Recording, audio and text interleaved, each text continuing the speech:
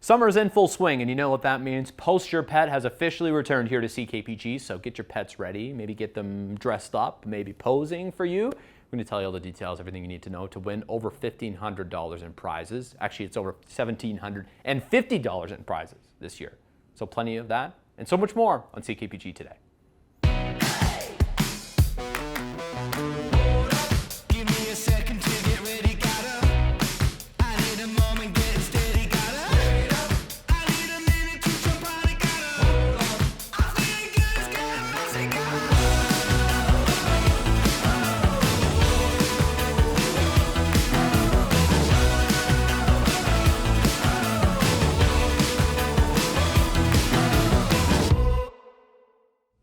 Lots of excitement coming up at the Kin Centers here in Prince George as the city gets ready to host some lacrosse provincials. We're so lucky to talk to some of the players and a coach as well involved today. We got Cody, we got Kip, and we got Axton. Thanks so much for coming in today, guys. Thanks. Yeah, so Cody, tell me a little bit about, there's 42 teams we were saying coming to Prince George for this. Yeah, there should be 3,000 to 4,000 people coming to town, and just a small number. Just a small amount. Yeah, there's going to be quite a few games going on for the weekend there. So tell me, the divisions, it goes from like U13, U15, yeah, U17? Yes, correct. And then we're also holding the girls as well. Wow. Yeah, when's the last time girls. Prince George did this? It's probably close to 15 years is my guess. It's wow. been a while, yeah. Okay, and how does it feel as a coach preparing for something like this? Exciting. Yeah? No, for sure. Okay, Kip, what about you? How does it feel as a player and as a captain here of the U15 squad, as I understand, preparing for provincials on home soil? We're just preparing our endurance. Okay. Lots of running, pretty much every day. Practicing our stick skills, just setting up, cutting and stuff, and yeah. That's how you're going to beat the competition now. Yeah. Okay, and how long have you played lacrosse for? This is my 7th year now. Okay. Do you remember why you joined? Was it your dad, your parents, or someone that said, hey, you should play? Well, I was supposed to join track and field, but then it was fully booked, so my mom decided to put me in lacrosse, and I think that was the best decision. So what's your best skill? You're fast? You're a runner? That's what I'm gathering? It's my hitting. Okay, you're hitting, really? You're good with the stick, cross-checking guys in the house? Yeah, getting them out, yeah. Okay, I like it. Okay, Axton, we'll pass the microphone to you here. How long have you been playing lacrosse for? 3 to 4 years, I think 4. Okay, and why'd you join? I just liked hitting it a lot. Okay, yeah. I didn't really want to play hockey anymore because I broke my neck. Oh my goodness. And then, yeah, I thought lacrosse would be fun, so I tried it, and yeah. Do you think lacrosse is rougher than hockey when you? 100%, yes. So now that you got away from hockey because of an injury, how is it going in lacrosse? Good? Oh, it's so much more better. I'm actually good at it other than hockey. It's a lot more fun. What is your skill? You talked about being rough, but are you a sharp shooter? Like, what are you good at? I'm pretty fast. Okay. My shot's all right. Yeah. It's harder than it looks to launch that thing. Yeah, it's aiming and stuff's pretty hard to get down, but yeah, just like running and hitting and mostly. I like it. Okay, talk to me about your guys here, Cody, because these are 2 of your guys. No, good group of guys. Everybody's been putting in a lot of extra work. We're definitely pretty excited and getting ready for next weekend. I like it. Okay, so where does your lacrosse journey start? How long have you been involved with the sport? Probably 7 years coaching, and then I've played for minor as well, but it was in Mackenzie. Okay, in Mackenzie. Yeah. And is it rewarding to see these guys go out there and, well, I guess you guys are beating up on the competition on the scoreboard and on the floor, but no, talk to me about that. It's nice to watch. It's good to see them grow up, and they're all getting a lot bigger. I like it. I like it. Well, of course, you got to be big in lacrosse to make look, you're talking about the house and stuff, like to get in the right spot. I would think that's probably the hardest, to be able to shoot, to find the time, the space. But what did you say, Kip? What is the hardest thing to do in the game of lacrosse to win that you're going to have to do in provincials? Well, we really have to cut. Like, yep. that'll be that was a big thing in our last 2 tournaments. It was that was probably the hardest part. I like it. Okay, if anyone was going to try lacrosse, Kip, what would you say? Should they try it? Yeah, it's a great sport. It's good for your body. It's you get lots of endurance out of it. Yeah. Okay, pass it to Axton here as we end this. Mm-hmm. Why should someone try lacrosse, or why should they come cheer you on? Honestly, if you like watching like big hits and stuff, yep. that happens, I think, a little bit a game. There's some of our teammates are a lot bigger and taller and stuff, so they can definitely hit harder. I like it. Does the haircut, can you do that if I come and play lacrosse to me? What do you think? Maybe? Maybe, I don't know. All right, well, anyways, thanks for coming in today, you guys. Good luck at Provincials. Look forward to having you back with a provincial trophy, banner, whatever it's going to be. Hopefully. Back in studio. Sound good? Perfect. Okay, guys, good luck. Go check them out at the Kin Centers all weekend long, the Lacrosse Provincials. We'll link the schedule, everything you need to know on our website, ckpgtoday.ca. Thanks, guys. Thanks. Go Posse, go. Miss an episode? That's okay, life gets busy. We get it. Or maybe you didn't miss anything, but you're here to watch that one feature again because honestly, it was that good. No judgment. Here's the good news. You can relive every moment of the CKPG Today Show whenever you want. Head over to ckpgtoday.ca, click on the Today Show tab, and voila. So grab some snacks, kick back, and binge away because let's face it, life's too short to miss out on great local TV.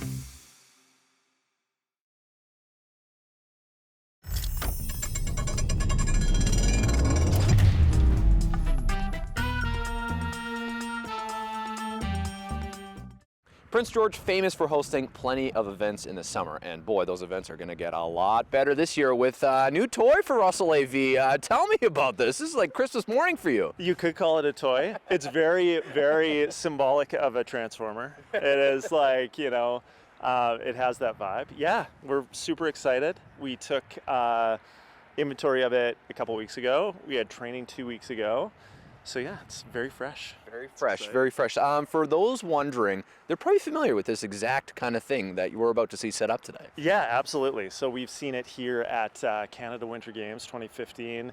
Caribou Rocks the North had one, but they've always had to travel, right? So with that, you have mileage, you have people, you have outsourcing, right? Mm-hmm. So we decided, and we've been talking about this for so long. I think as a private company, we've been talking about it, but also I know that there's been municipalities that talk about it, lots of things. So it was the time. It was the right time. I think, and this particular model is not as big as those that were at those events, but this is going to be what the community needs. It's not, going to serve the biggest shows, but it's going to handle a lot of them.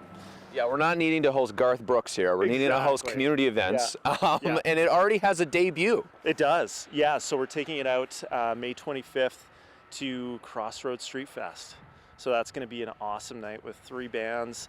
Last year we were under tents, which is, that's fine. Yep. It's great, but this is definitely going to up the ante and make it more of an entertainment factor, I think. Okay. Yeah. Do you look at tents set up with the stage now and go, oh, Yeah, well, I try not to. There's a niche and a need for everything. Yeah. I think this one just particularly, it's safer. Yeah. It is easier from a production perspective to hang things. It's all rated for that.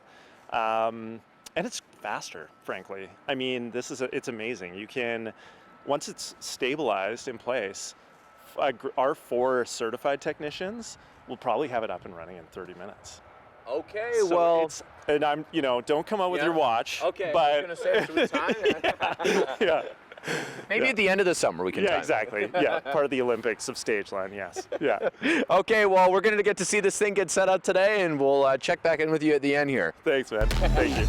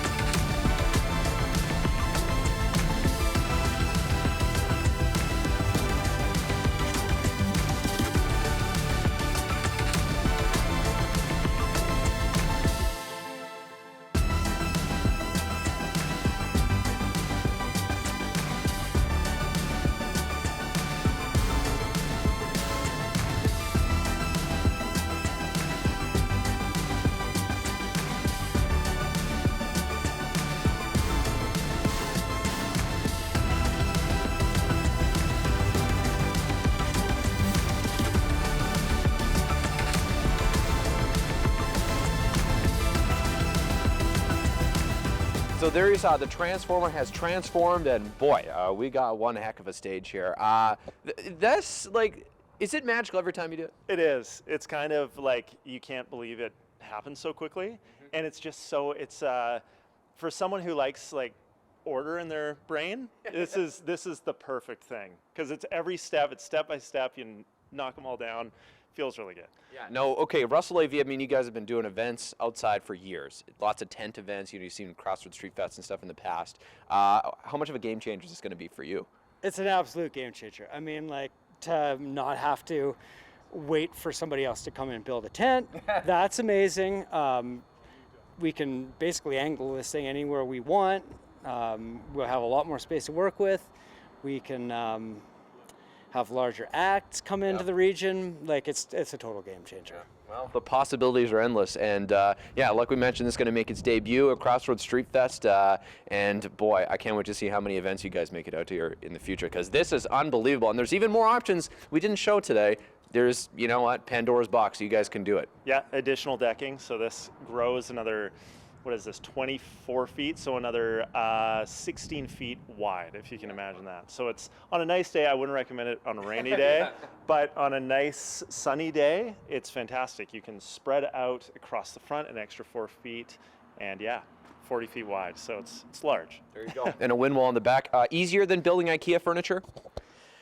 I wouldn't go that far. No, yes. I mean, everything's got a logical infrastructure place to assemble it. Yep. It's all detailed. We had an excellent trainer come in and help us get this thing built. Yeah. Well, you guys are the bosses of this, certified, and I can't wait to see you guys use it all this summer. Best part of this, maybe even Canadian-made too. How about that? So thanks so much for making the time today, and we'll see you at plenty of events this summer with the Russell AV Cadillac. Call it that. It's now time for Post Your Pet here on CKPG. And take a look at this one today. This is one of the ones we got last year. Adorable. Do you think your pet has what it takes to steal the spotlight? Then it's time to post your pet. Head online to ckpgtoday.ca for a chance to win the grand prize.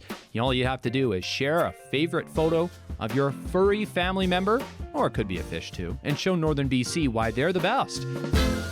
Our Post Your Pet contest is proudly supported by WR Ventures, Northland Nissan, Aberdeen Glen Golf Course, Mrs. Flowers, Johnston Meyer Insurance, Ties Equipment, and the Prince George Humane Society.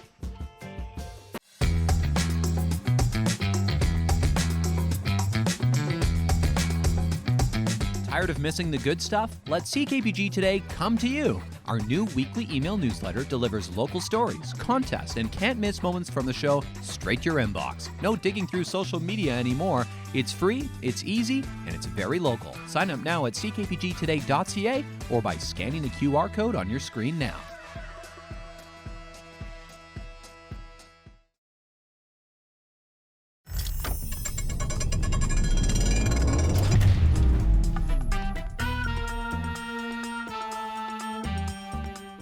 Tis the season, of course, the snow's gone, so now you're probably looking to get out on a bike, and maybe you've thought about an e-bike. Maybe. They're very trendy, and today we're going to do a little education with Jacob.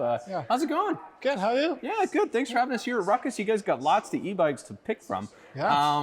We got a couple in front of us today, but maybe just overall, like the options on these just continue to just expand. It's endless, it's endless. Anything from, you got cruiser bikes all the way into super fancy mountain bikes, and And you got the best mustache in the world serving here, too. Trying my best. Okay, well, maybe we'll start with this. I mean, explain maybe the different types of motors, because this is kind of the basic thing people might notice when they walk up. Yeah, so there's kind of two main types of motors. There's stuff that's a little bit more pointed towards like city commuting and something maybe a little more price point. Right. Like in this bike, it's a hub-driven motor. The motor sits at the very back of the bike inside the back wheel. So that's what this big spindle right there. Yeah, there's like a big kind of, the motor and everything sits inside of there. Okay. Which is really nice. It brings that price point down.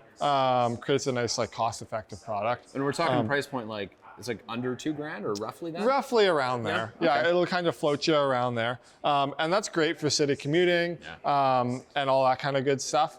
When you start to get into the higher end, more mountain biking stuff, you're gonna get like a mid-drive motor, which this is really nice. It sits nice and central on the bike, so the weight distribution is really good. And then also they're able to actually get a little bit more power in the bike. So, you know, when you're going up like steeper hills and stuff so like if you're that. going up University Hill every day, you want this one. Exactly. Yeah, totally. And it just feels really like natural. It feels like you just got super powered legs. Okay, Yeah. see, and this is the thing I like about e-bikes. You don't have to have, you know, Olympian type legs to feel powerful. Exactly. Yeah. As far as the tires and stuff go, we were talking with the rest of your team here in Ruckus too. There used to be kind of maybe like two types of bikes, like a commuter type and then this, but there's really more than that. He was saying there's even 3-inch, like kind of fat bike tires now. Yeah, so you're getting all sorts of different kinds of tires. You know, there's 3, even 4-inch wide tires that some people are riding, you know, in the winters, you know, sandy terrain, softer terrain. The bike like really floats quite nicely over it, which is good. You know, obviously there's still your kind of more skinnier tire, more pointed towards pavement riding. But even these mountain bike tires, they're a lower profile tread, but still on a wider tire. So you're still going to get lots of comfort out of it, but you can still ride it on the pavement and it's still going to be nice for that as well. Oh, that's good. That's good. And then suspension. This guy, is there a big difference between these two suspension? I think that one doesn't have really much, eh? No, this bike's just going to be definitely more, you know, commuting to work and back oriented. Don't hit a pothole with that one. Try not to hit a pothole with that one for sure. Yeah, no suspension, and then on this guy you're getting front suspension, and then you can even upgrade into some of them have rear suspension as well. When you're getting really into the nicer models, more pointed towards like I guess downhill mountain biking, stuff like that, which is awesome as well. But they all have their place. There you go. Yeah, lots of trails to do that here. Yeah. In the different makers of these bikes too, this is an interesting thing. We're talking about all the major brands, you know, Rocky Mountain, we got this one here. Norco, Shimano, like all these big brands, they're all making e-bikes. Totally, and there's a lot of, like, everybody's really investing pretty heavily into it, not only because it's more accessible for people, which is a huge part, and that's really cool. You know, there's lots of different motor brands. Shimano's really investing heavily into motors, you know, Rocky Mountain, and there's another brand called Bosch, which you've probably seen from like... Yeah, isn't that an appliance company? Yeah, pretty much, yeah. So they're making some really fancy stuff using their like technology from, you know, drills and all things like that, right? So they're bringing that into the e-bike world, which is cool because it's making really reliable, good motors. So e-bike basics, these don't take very long to charge, do they?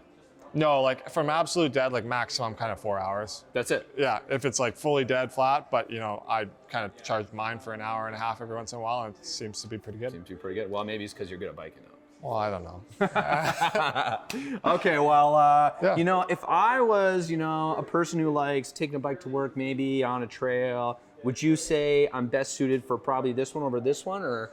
Yeah, like I would point you probably towards this Rocky Mountain. It's really nice because it's like, these are great for, you know, commuting and, you know, maybe some light, like Cottonwood Island Park kind of thing. Like some light trails, they can do it for sure. But something like this really opens it up to, you know, you can maybe wander out to Otway or Padurney. Gotcha. And you get a few like sweet features on these bikes where you get a bit fancier of like a heads-up display on them. You get a little bit more kind of, I don't know, techie stuff with them, I guess. Well, that's cool. You got CarPlay in here?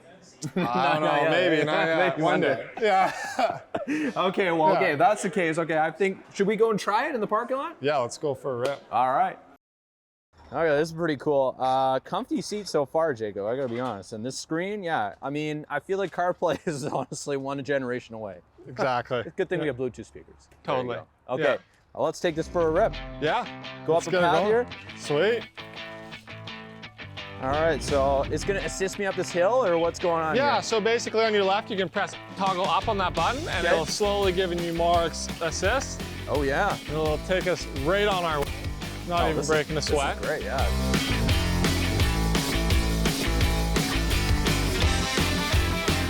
So I guess he's got to have good brakes here, because they carry. Oh yeah.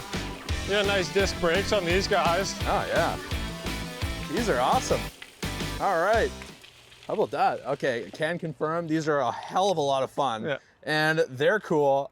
Jacob, when can people come down here? You guys are open pretty much every day, eh? Monday to Saturday, 10 to 6. Cool. Come on down. We'll always be here. Yeah. E-bikes at Ruckus. You guys know what's up. Thanks. Thanks for coming by. Yeah, thanks for making the time. This is no problem sweet. at all.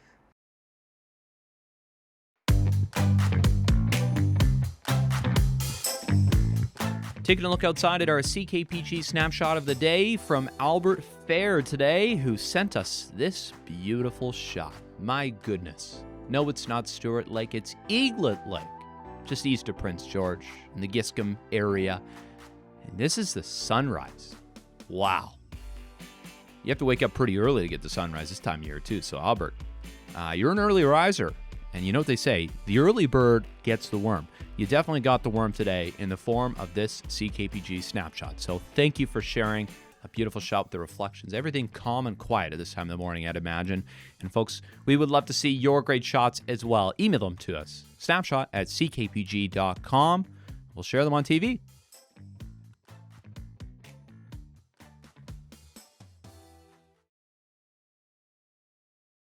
I swear some of the students at the University of Northern British Columbia, and CNC as well, get some of the coolest research projects. Now I know many of them pick which research projects they decide to pour hours into, but one of them we're showing off today I think would be a great time. Take a look at this raft on the Fraser River.